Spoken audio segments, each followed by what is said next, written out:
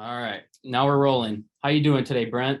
I'm fantastic, David. How are you? I'm doing wonderful. Thanks again for doing the podcast. It's a privilege to be able to sit down and talk with you.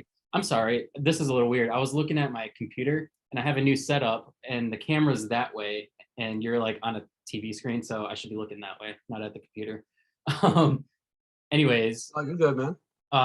so thanks again for doing the podcast. It's I found out about you through Kevin Ross, and I found out about your event, and then I thought I'd reach out to you to see what the event's all about and to kind of hear your story. So I guess with that being said, can you tell me a little bit about yourself, kind of where you're from, and then we'll get into the event a little bit. Absolutely. First and foremost, thanks for having me on. I appreciate the time.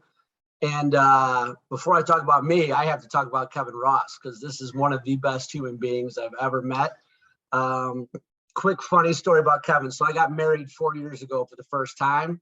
Kevin and I have been friends since 2008-ish. We met in Las Vegas when I was living out there. And Kevin was supposed to stand up in my wedding and ended up not making the wedding because he had to go fight for a belt in Rome, Italy. Whoa. And yeah, so I'm still a little salty about that. But aside from that, Kevin Ross is, and if any of you have watched his story on Joe Rogan, he's just, you see that and you get to know who he is. But just being around Kevin a lot back in the day, I started a t-shirt company. I was the first guy to sponsor him. And I can remember back in 08, 09, when he really started hitting his groove as a Muay Thai fighter, some of those big fights with Kang An and obviously the Sanchai fight, the Malapet fight, it was such a great time for American Muay Thai. And Kevin really spearheaded that whole movement along with a few other great fighters.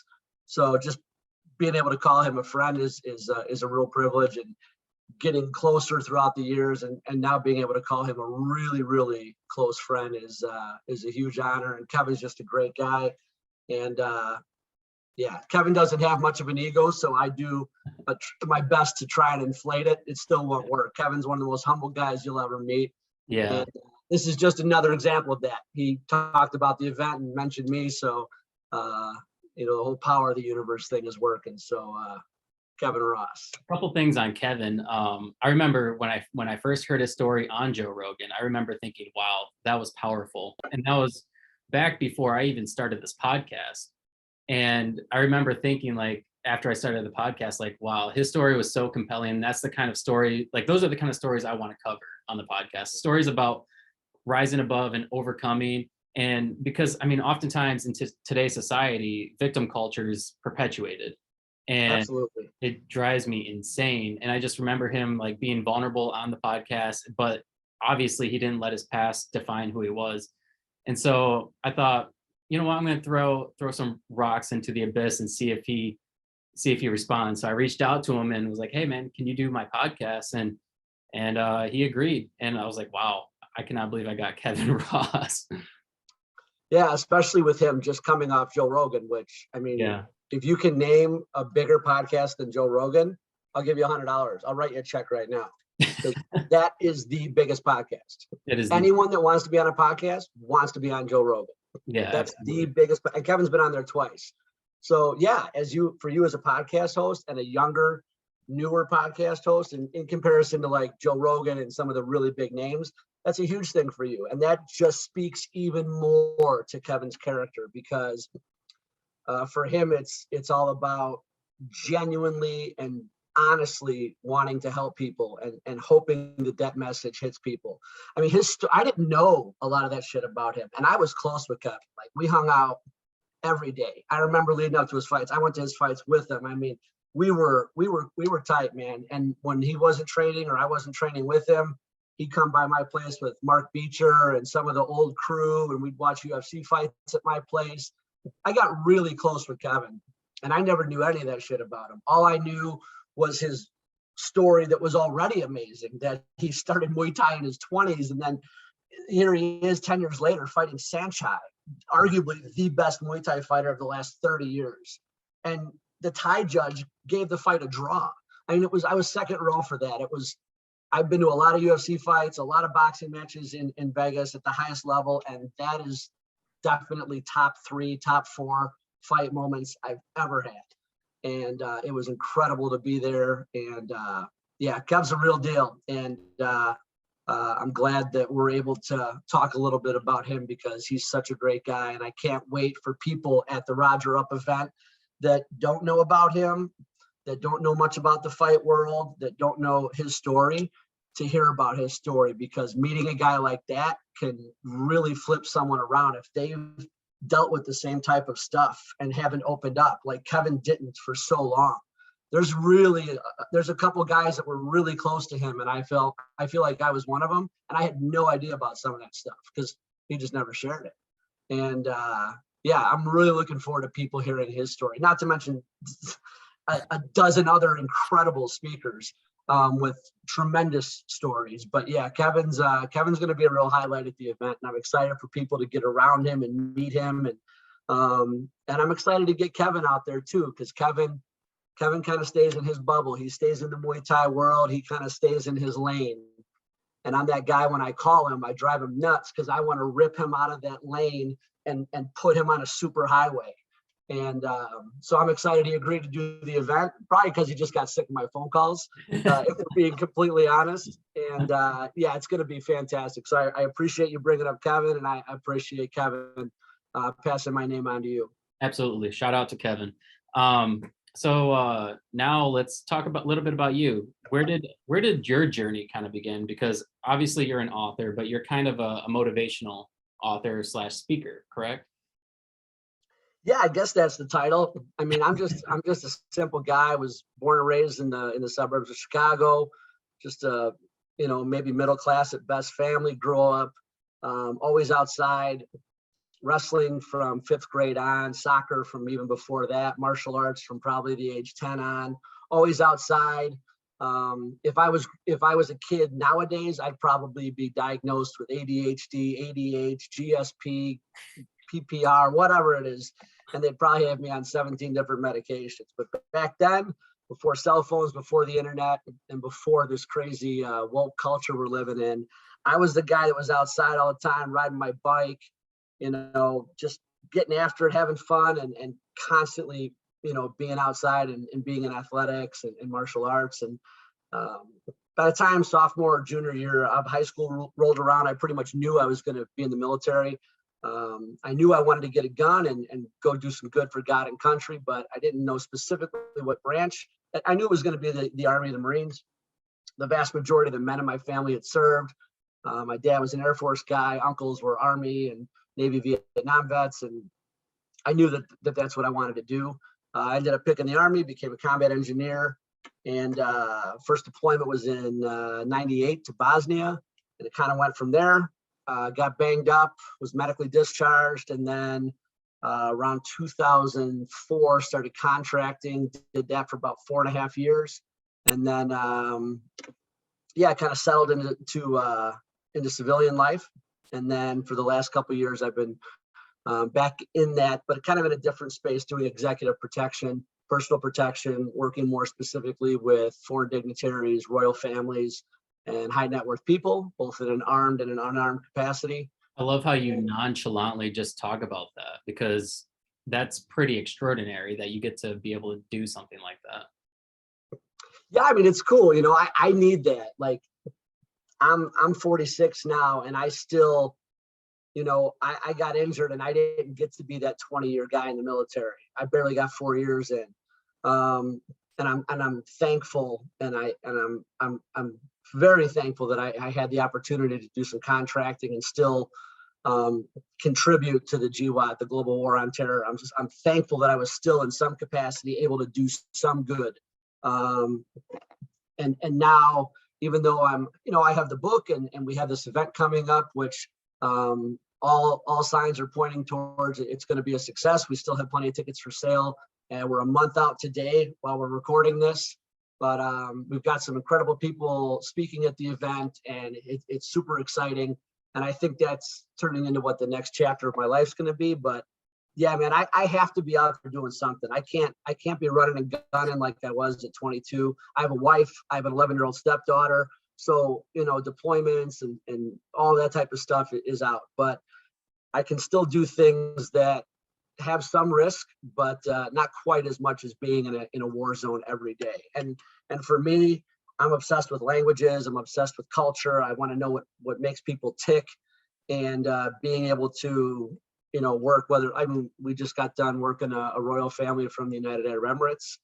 We were on that for almost 2 months straight. That was a long haul, but you're dealing with people that run entire countries, and it's pretty fascinating to be around that type of, real serious money. And it's interesting to see how that culture and how everyone in that world interacts, because it's completely different. Even for the guy that makes a couple million a year, he or she can't possibly understand what someone worth $20 billion. I mean, the way they operate is completely foreign to 99.9% of us.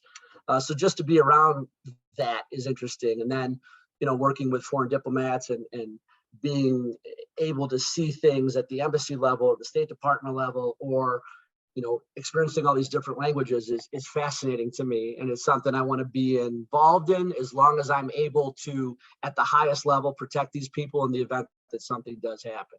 So, I can imagine that you probably experience way more in this position than you ever did or ever would in the military, correct? I mean, it depends. I mean, I've never had to draw my weapon, thankfully, at least not yet. The world's getting crazier the week. But in this job, I haven't had to draw my weapon. I certainly did in the military. And so that would be the only separator with that. What I enjoy about this is there's really two sides to the executive protection or the personal protection world. And that is, you have the hard skills and what we call the soft skills. So the hard skills being basically all the cool Jason Bourne shit, all the martial arts, all the shooting, all the running, all the, tough guy stuff. And that would include all the evasive driving and all the Jason Bourne stuff. But what I've come to find as I'm getting a little older, and maybe my wife would argue this, but maybe a little wiser, is the soft skills. And that is the ability to de-escalate situations, the languages, all these different things that are opposite from the hard skills, which the hard skills are things I've been doing for 30 years and love them. But the soft skills are now what's more important, because if you're some knuckle dragger and you're out there tackling someone, every person in the world has one of these. Yeah. And they're filming you. And God forbid you're a protection agent or a person, or, you're protecting someone and you act like a fool and you tackle someone, you draw your weapon when you're not supposed to. Everyone out there is filming. You never know when there's a camera out. So it's important to be cognizant of your surroundings, that situational awareness. That is a soft skill. Languages, that's a soft skill. De-escalation is a soft skill, along with a whole host of other things. So I just find the deeper I go into this world, the more fascinating and interesting it is. And I'm happy to be a part of it, because again, I like niche things. Yeah. I'm a Freemason. There's only 6 million of us out of 8 billion people on the planet. I'm obsessed with Brazilian Jiu-Jitsu. That's a pretty small segment of the world population that trains that consistently. I'm a United States Army veteran. That's less than 1.6% of the entire United States. So I like being part of these very niche, very, if you want to call them elite or private, fraternities or brotherhoods, if you will. And that's kind of what community too. It is, and it's that camaraderie. And you ask any veteran, no matter if they serve 2 years or 20 years, what they miss the most, and he or she's going to tell you it's the camaraderie. And I've been chasing that camaraderie ever since I got out. And jiu-jitsu and a few other things are the closest things that I've found to it. Because I'm the type of guy that needs people around me. I don't do well by myself. I know people like my dad, who's just personality-wise, he's fine. He can go up to his other house and be up there for 3 weeks all by his lonesome with the deer in the backyard, and he's good to go. Me, if I don't talk to another human being for 12, 14 hours, I start going crazy, because I need to be able to communicate. So everyone's different. And for me, it's just being in that community and being part of a team. I thrive on that, and I love it. Now, one thing you mentioned kind of at the beginning was woke culture, and it's something that is like perpetuating in our culture, especially here in America. Being somebody who travels the world and seeing all these different cultures, would you say it's as extreme as it is here in the United States? I feel like this is off topic, but I was just curious. No, I've been to 46 countries. Unfortunately, I haven't been to the vast majority of those. I was in 8 years ago or longer back. So, although I have traveled a bit, I don't have as much knowledge on the current situation, but I can tell you for the amount of traveling I've done and wherever I have been in the last few years, and more importantly, the people I'm very close to that do an extensive amount of traveling in an executive protection capacity. Um, I try not to talk about politics. I try not to talk about my religion because for the most part, I feel like no one really cares what I have to say. And I don't really care what most other people have to say about those two topics. Right. My religion is me, and my political stuff is me. And I feel like the vast majority of wars that we've had since civilization started have been caused because of either religion or politics, Oh, or absolutely. usually both. So I'll say this, from what I understand, from what I have personally seen, from people from the Middle East, from people from the United Arab Emirates, from people from South America, and a few other places. Right now, a lot of different places are laughing at us. And that has a lot to do with our current leadership and some of the things that we're doing or I guess I should say some of the things that we're accepting as a society. This whole woke mentality and this idea of just being sheep and just following whatever, blindly following whatever we're told is nonsense. There's a fascinating guy named Lieutenant Colonel Dave Grossman, retired. He wrote a fascinating book called On Combat. He's actually part of the same speaker bureau I'm in. And I referenced him in my book, and he has a fascinating way of breaking down our society in the idea of sheepdogs, and wolves. And essentially what he says, and I buy into it 100%, is that 80% plus of our population are sheep. They like to eat grass. They don't want to get hurt. They don't want to get in fights. They don't want to be too involved. They'll follow wherever they're supposed to go. They're terrified of the wolf. And then the other 10% are the wolves. And those are the kidnappers, the rapists, the child molesters, in large part, some of our politicians, some of big pharma, and whoever else we want to throw in there. And then you have, hopefully it's 10%, the other 10% are sheepdogs. And those are the ones that are just born. It's innately within them to be a protector. And they protect the flock of sheep. And it's an interesting dynamic in that if the wolf hasn't come around for a while, the sheep actually start to resent the sheepdog because he looks a little like the wolf. He has fangs. He's built like the wolf. And the longer the wolf is gone, the sheep start to resent him. But the second the wolf comes, they're begging. And that sounds a lot like what's happening with our police. That sounds a lot like what's happening with a whole lot of other things. And there's a lot of touchy subjects that I'd rather not get into. But at the end of the day, I'll just say, I think right now we have too many sheep. I think our current policies are enabling and not having any penalties or consequences for the wolves.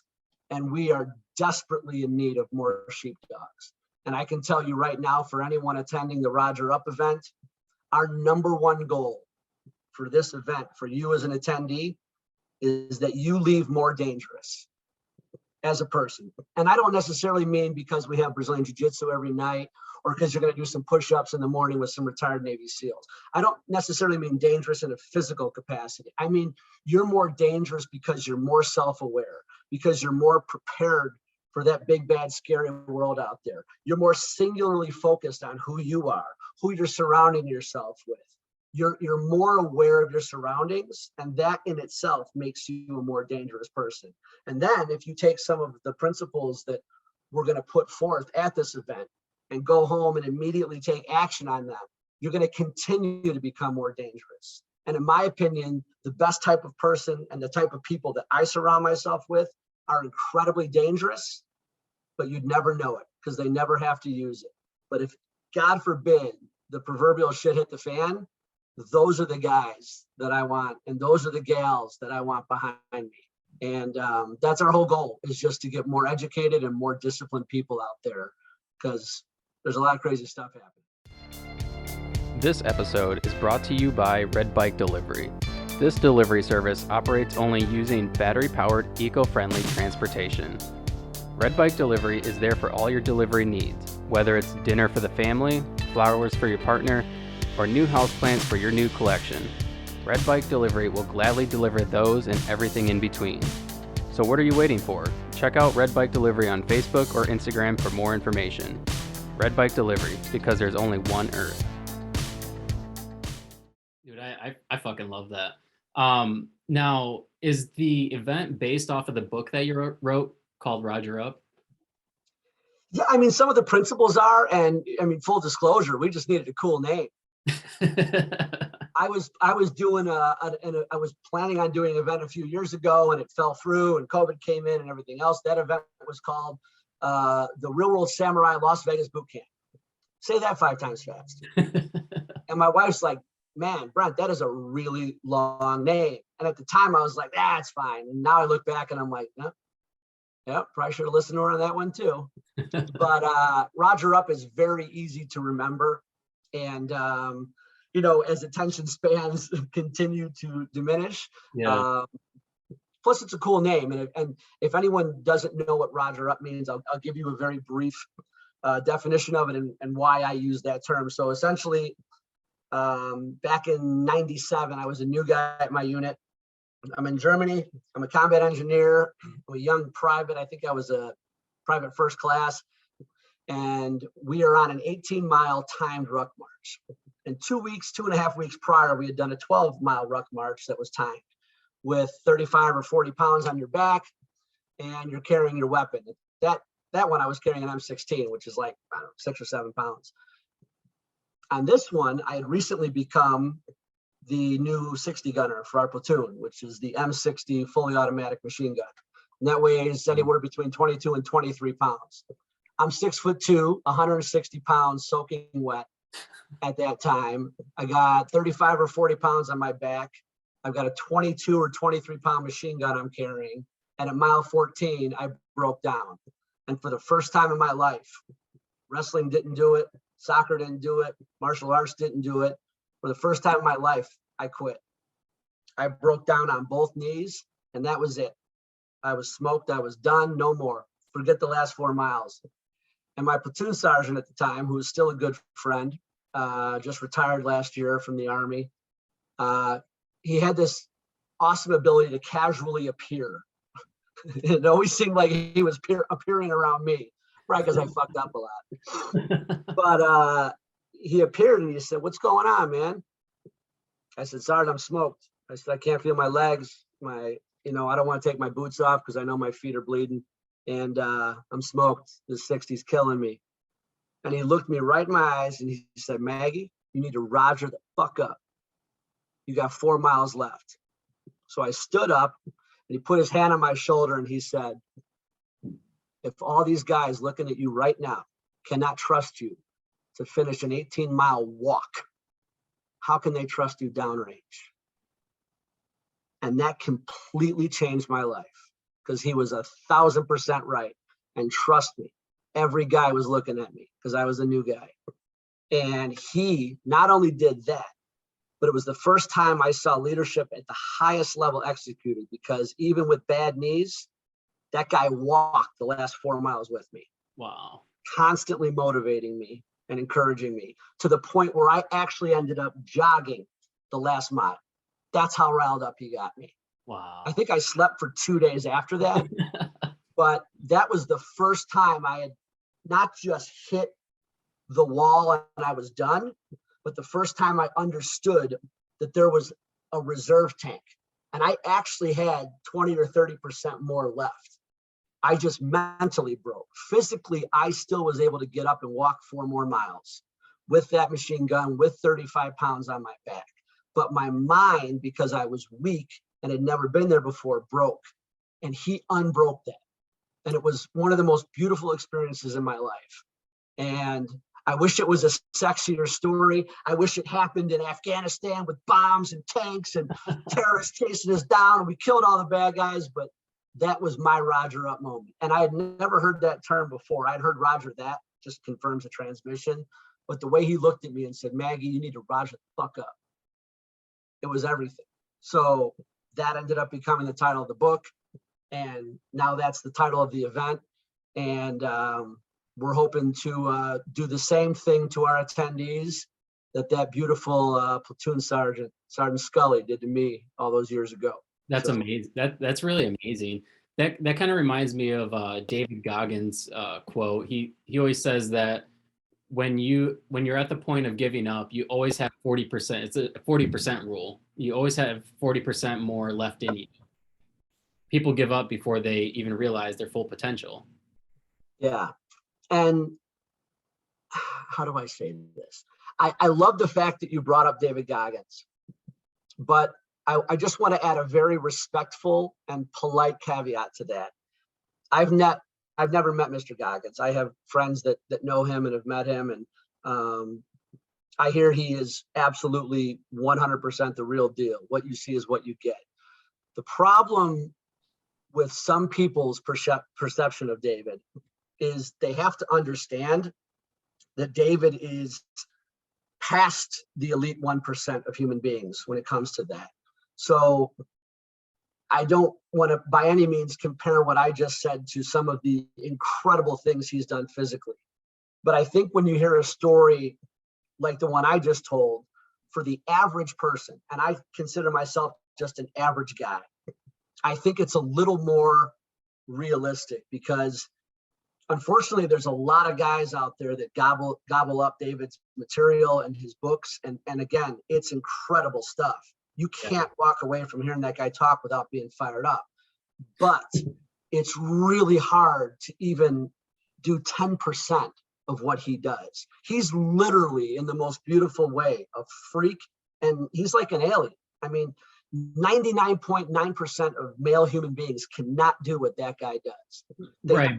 Most human beings do not stretch for 4 hours every night. They don't wake up and run 15 miles. Like, it's almost impossible to live that way. So I encourage people to read his books and listen to him, but also have a realistic expectation of what you can do compared to what that beautiful alien named David Goggins can do. Right. And again, I say that very respectfully, because he motivates and inspires millions of people. Oh, absolutely. And I think for him, I think he would even say that, you know, at the start of his physical journey, that he wasn't even capable of doing that, but he was able to get to that point. And obviously it's not for everybody, but the whole 40% rule is like, you're capping out at 40, you're leaving 40% on the table of your capabilities. So regardless of your capabilities, you still have a little bit in the tank, kind of like you know, like you felt gassed out, but then somebody came and was like, hey, you can do this. And they believed in you and they motivated you, inspired you. So you had a little bit more left in the tank. Oh yeah. I was done, man. I was in tears. Like, no one was shooting at me. No one kidnapped my kid. Like, but I was that smoked. I was in tears. I wanted no more of that hot German sun. I wanted no more of that ruck. I wanted all that weight off my back. I wanted all the chafing to go away, the blisters and the blood on my feet. I was scared to even take my boots off. I couldn't feel my arms from that fucking machine gun. And this guy came along, and you can call it a Goggins moment. You can call it a Roger Up moment. You can call it a God moment, whatever you want, but we all need them. We all need a Sergeant Scully in our life. We all need a Goggins in our life. We all need a Jason Redman or a Kevin Ross in our life. And I'm fortunate to have a few of those. And I'm hopeful that the people that come to the Roger Up event leave there with one or two more of those in their life, in their phone. You know, I talk about Jason Redman. I was recently on a podcast and they were asking me about Circle of Influence, because I talk about it a lot. And obviously Jay wrote the foreword to my book, and he's a 2-time New York Times bestselling author, a very famous retired Navy SEAL. He was severely wounded, shot in the face, half of his face blown off. Somehow the guy's still handsome. I don't know how that worked out. 40 surgeries and $2 million worth of handsomeness he's got there. But because he's above all that, yeah. But besides the 20 plus years in the SEAL teams, the combat missions, all the amazing bad guys that they took out, and just being at the tip of the spear for as long as he was, I'm actually more impressed with what Jay did post-military. And, the fact that he has such a strong wife is incredible as well. I mean, the divorce rate in the SEAL teams is in the high 80 percentile because these guys are gone 300 days out of the year. And it's hard to maintain a relationship like that. I know in contracting, whenever I met guys from that elite spec op level, whether it was Delta guys, DevGru guys, SEALs, Green Berets, PJs, guys like that were contracting, the vast majority of those guys were on marriage 2 or marriage 3. Hadn't seen 1 or 2 of their kids born because they were deployed. And that's just a part of it. And it's terrible for those families. But I think as Americans, we should be very, very cognizant of the fact that those guys are out there, and very, very thankful that there are guys out there that are sacrificing that much because they believe in the cause so much. Even if sometimes the cause is questioned, or sometimes the cause may not be ethically or morally what we want, just knowing that we have very, very scary men that can go out in the dark of night and do very, very bad things while we sleep comfortably in our warm beds with our wives and our husbands and our kids and our dogs. It's a very beautiful thing. And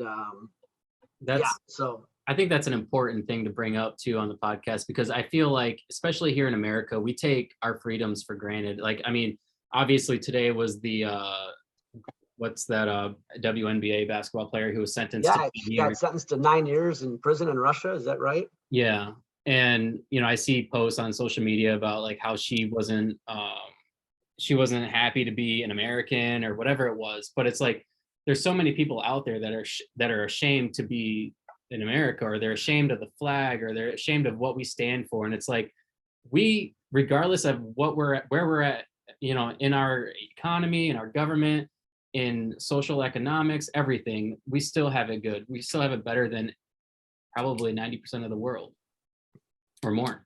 Absolutely. I've been to a lot of places, and what drives me crazy is I hear, and this isn't a sexist statement by any means, but whenever I hear women complain about all of the supposed inequalities that we have, and there's always going to be progress that needs to be made on a vast majority of issues. But when I hear women complain about certain issues, frivolous things, I have to laugh, because just 2 years ago in 2019, women were officially allowed to start driving in Saudi Arabia. I mean, think about that for a minute. 2019, this isn't the 1940s, 2019, and that still comes with limitations. But women were allowed to start driving 2 years ago in Saudi Arabia. I mean, that's crazy. I mean, they're still throwing gays off of rooftops in Russia right now. So when I hear people complaining about all of the social and blah, blah, blah injustices and all the things going on in this country, listen, we are a very flawed nation, just like every other nation, just like every human is a flawed human. But I'll tell you what, excuse me, the vast majority of the rest of the world would, and their residents and their population would kill to be here. And you see people coming over here, risking life and limb, losing their kids to sex traffickers and coyotes, doing anything, risking their lives just to get here and be poor. Because being poor here is better than being off anywhere else in the world for the most part. So it's crazy to me. And obviously I'm biased as a veteran and as a guy that's seen a few different places in the world, and now still being able to work in executive protection and working with a lot of different royal families and foreign diplomats and high net worth people from a whole host of different countries and religions and backgrounds. Collectively, there's no one that thinks outside of the U.S. that things are terrible here. They're all pretty happy to come over here and see what we have going Oh, I'm sure. I mean, I've talked to so many people that have been immigrants from other countries like India or Honduras or all these other countries that would be considered third world countries, and they love it here. They have no problems whatsoever. Um, Yep.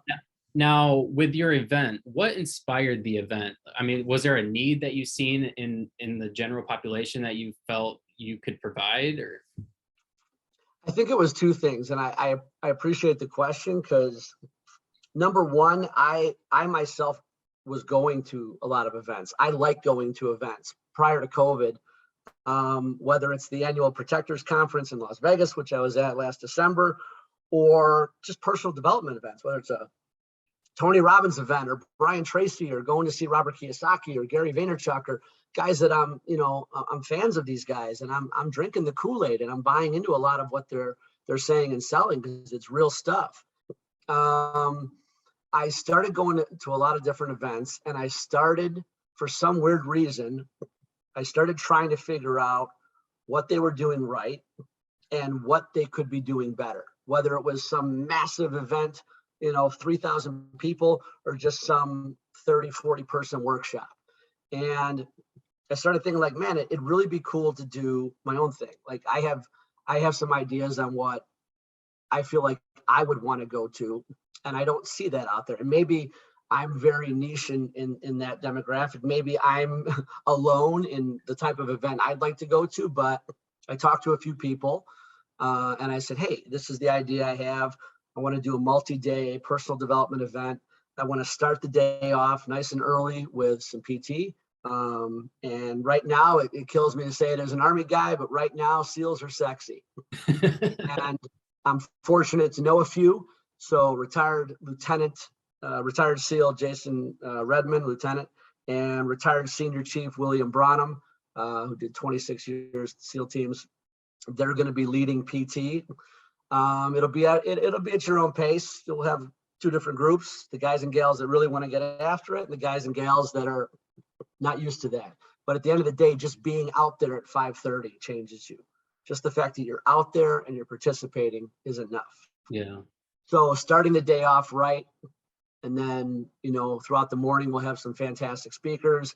In the afternoon, we'll have breakout workshop sessions where we're attacking different topics that we feel like our whole goal, again, not just to make you more dangerous, but that you leave that event with actual tools in your proverbial tool belt, more bullets in your gun. Like you can immediately walk out of there and the things that you learned are applicable to your flight home or your drive home or whatever you're doing.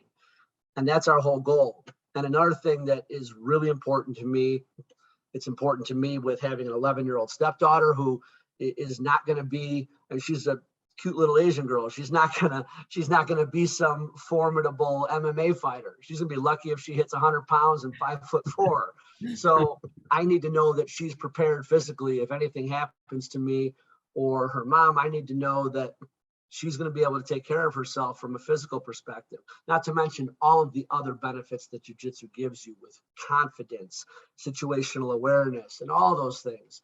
So that's why we have jiu-jitsu every night, because we want to introduce people to this beautiful martial art, in my humble opinion, the most effective martial art in the world, and introduce them to what I believe is a real life superpower. And when you see the look on people's face and they do a simple move that requires only leverage and technique and no athleticism or strength, that oh shit, or that Roger Up or that David Goggins moment, look on their face is priceless. And we're hoping to have a lot of those moments at this event. Yeah, doing jujitsu is super humbling because you could be in really good shape and then you go do jujitsu and it's like, whoa, this takes it's a whole different ball game. My wife and I went and did jujitsu. We started taking it last summer. We only went for a couple classes, and we didn't continue just because of scheduling and stuff. But yeah, that was one thing, is like, I thought it would be a lot easier because I work out, I'm in shape, and it was a lot more difficult than I thought it would be. Yeah. And the most humbling thing is you can walk into a jiu-jitsu school like you're a fit guy, you're a handsome guy, you take care of yourself, and you can walk into a jiu-jitsu school and there can be a 140-pound accountant who is the nerdiest looking thing you've ever seen. And 3 minutes later, he's got his legs wrapped around you and you're tapping, which tapping essentially means stop or you're going to kill me or break my arm. And that is humbling.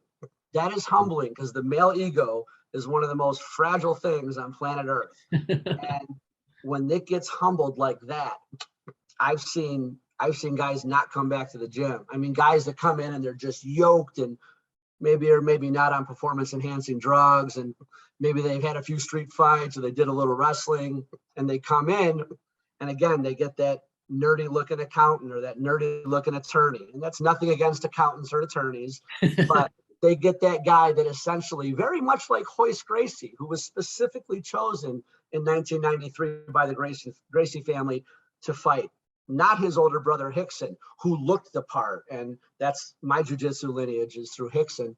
But Hoist was specifically chosen by his father and by his older brother Horian to be the guy to represent Gracie Jiu-Jitsu because he didn't have muscles. He looked like a guy that couldn't fight. He looked like the guy who was an accountant or whatever. And Hickson looked like he could fight. And when Hoist went in there in 1993 and ran through everyone and barely even punched anyone, that was arguably the most important night in the history of martial arts. And everyone realized, wow, we have to know what we do when we get on the ground. Because let's be honest, over 90% of fights end up on the ground. Yeah. You could be the best puncher with the hardest punch or the best kicker and all that, but if you've got some animal or some gorilla on top of you, you better know what to do. And if you're a female and you're at a party and a bad situation comes up and there's a guy on top of you, you better know what to do. Or if you're a female and some guy's trying to mug you, who cares about your purse? Who cares what he wants to steal? The fact that you can defend yourself and get away and you didn't get raped or murdered, that's a victory. Who cares about your purse? You can get new credit cards. You can get a new phone. You can get a new Louis. That's not the idea. The idea is that you survive that situation. And that's why we have jiu-jitsu all 3 nights. And we don't just have, jiu-jitsu. We have jiu-jitsu with legit black belt world champions. And you are going to learn in a very controlled, in a very safe, and a very fun environment all 3 nights. Whether you've never even heard of jiu-jitsu or you're a brown belt and you like competing and you got the cauliflower ears and you want to come get some, we'll break off halfway through to the other side of the room and you can come get some. I got a guy from Brazil that doesn't speak English. He looks like a gorilla and he fights like one. So if you want to come get some, he'll be there. His name is Edson. If not, hang with everyone else, learn some good stuff. Either way, we got you. And I'm confident you're going to leave the event much more confident and much more in tune with who you are. And hopefully it will spark. And I'm going to say this selfishly. Hopefully my event sparks your wanting to pursue jiu-jitsu. And hopefully our event sparks you wanting to, if you have kids or if you have a nephew or a niece that's, 8 years old or above, 7 years old or above, it sparks you to get them involved in jiu-jitsu because you see just how effective it can be on so many different levels. Yeah, absolutely. Now, where can people find the tickets for the event? What's all that information? The website is rogerupevent.com. Okay. So go there, and if you are law enforcement, fire, military, or a veteran, we have a 30% discount, which on a $1,000 ticket, it's actually $997. Let's just call it $1,000. On a $1,000 ticket, you're saving like $300. So that'll probably cover your flight, unless you're coming in from Hawaii or Australia. And that'll cover a couple nights your hotel rooms. Or if you want to put that towards a mastermind dinner with retired Navy SEAL Jason Redmond or retired MARSOC Marine Nick Kumalatzos, or maybe you want to put that towards the Roger Up Forum, which takes place the morning of the event, 4 hours at 128-seat movie theater, 6 speakers, going to be awesome. So there's a lot of different routes to go. But yeah, if you are law enforcement, fire, military, or veteran, hit us up on email just so we can check you out, make sure you're good to go, and you will get that 30% discount code. Awesome. So this event is geared towards firefighters, police, military. It's not geared towards them. I just have a bias and an affinity towards service. Yeah. So I support the police. There are certainly bad apples out there. There are bad apples at the zoo has bad employees. The dentist office has bad employees. The hospital has bad employees. Law firms have bad employees. McDonald's has bad employees. And guess what? There's bad employees in the police. There's bad employees in the military. But a few bad apples should not ruin the entire bunch. And the fact that just in the last 2 months, we had over 500 Chicago police officers. That number is not embellished. 500 active police officers retire early, and only 46 graduated from the academy. And if you do the math on that, that's a big loss. That's a huge number. That's a huge number. In the third largest city with the most violent crime, the third largest city in the US, and the most crime with the strictest gun laws. Explain all that to me. But I'm not a politician, and I'm probably not smart enough to make those decisions. I'd like to, but I'm not. So, but yeah, it's I just have a real affinity towards service. So out of respect for the fact that these police officers, male and female, protect us every night, when I go to bed and I see police cars drive by, they're out there at 1 o'clock in the morning, 2 o'clock in the morning. I'm sure they'd rather be home with their families, but they're out there keeping us safe. Yeah. When someone's house catches on fire, or someone gets injured, or someone has a car accident, and it's midnight or 1 in the morning, and fire engines and ambulances show up, those first responders, they probably rather be home with their families, but they're out there kicking ass and saving lives, and risking same their with own. our military. So that's why we have a 30% discount, which is a pretty big discount on a $1,000 ticket. That's why we have that for them, because I just have such a tremendous amount of respect for what they do. And as a veteran, if I didn't have a discount for veterans, they probably wouldn't show up to my event. So Yeah. that's just how the veteran community works, I guess. Well, yeah, I mean, generally anywhere you go in the United States, there's usually some sort of veteran discount, which I think is awesome. Yeah, and there's usually one on Veterans Day. I never do that. I never go to IHOP and get the free 12 stack of pancakes. I know some guys do, but yeah, I just I like to more or less support all that stuff somewhat silently.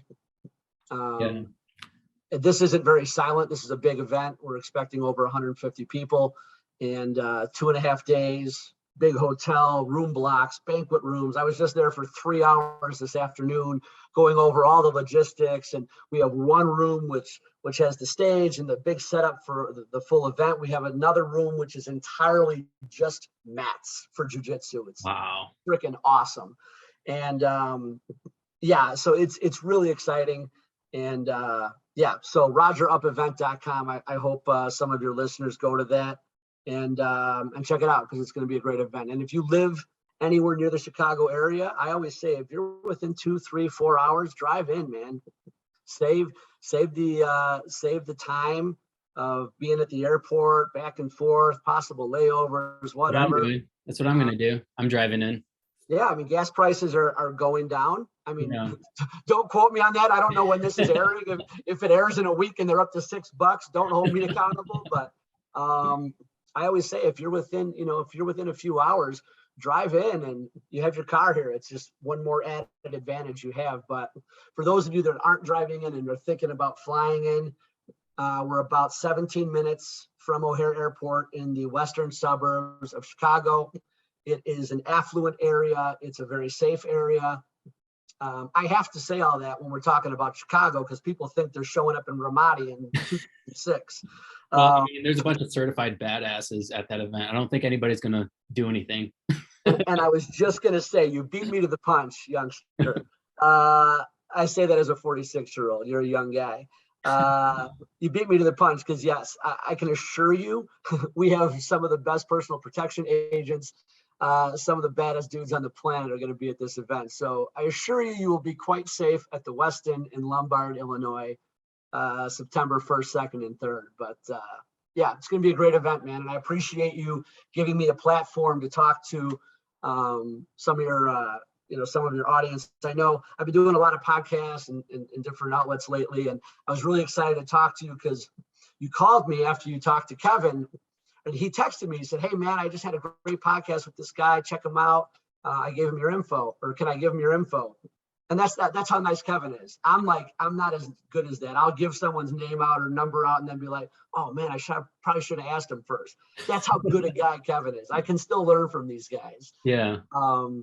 But yeah, and then we had a great conversation on the phone, and you said you and your wife were, thinking about coming down. And I think that's so awesome, man. And we have a couple, I've looked at some of the ticket purchases. We have a couple people where we have a dad that's, I don't know, in his late 40s, and he's bringing his son who's in his early 20s.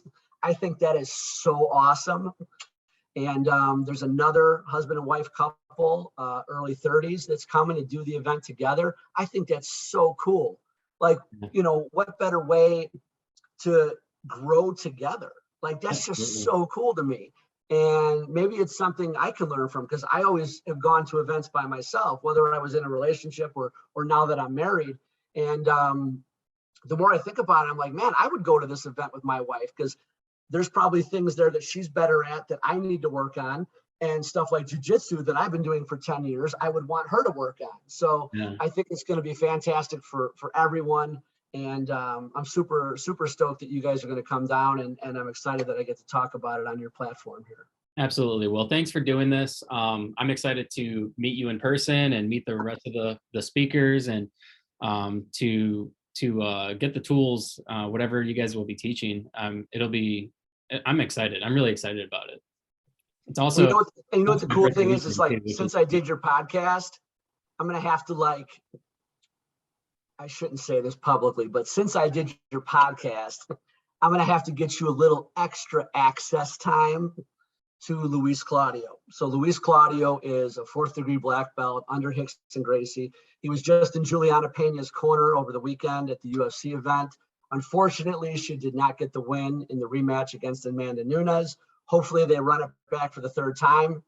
I think Juliana, being at most a 4-stripe blue belt, held off a black belt world champion in Amanda Nunes with elbows and everything else, and actually almost armbarred her and almost submitted her. I just think it speaks to the level of jiu-jitsu that Luis puts out.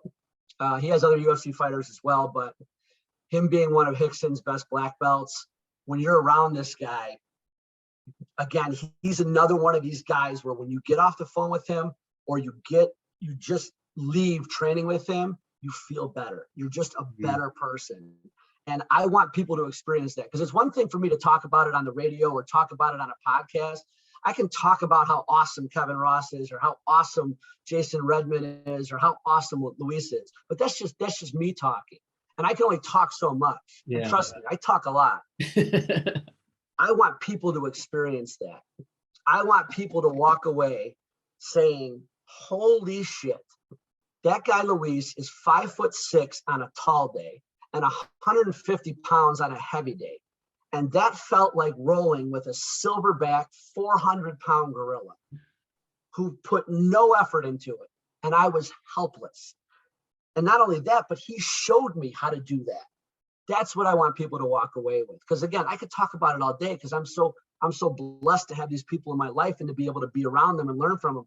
Yeah. I feel spoiled, and I want to share that. I want to share all this fruit, all this stuff with all these other people. So we'll get you a little 10 minutes in the corner with Luis, and he'll throw some secret sauce at you that you can use out in the real world if you ever need it.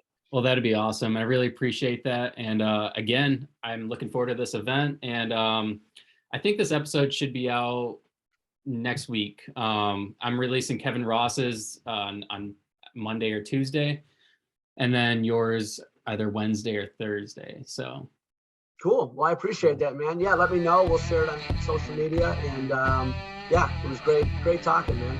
Awesome talking to you too. All right, man. Take care. Thank you, David. Yeah, thank you.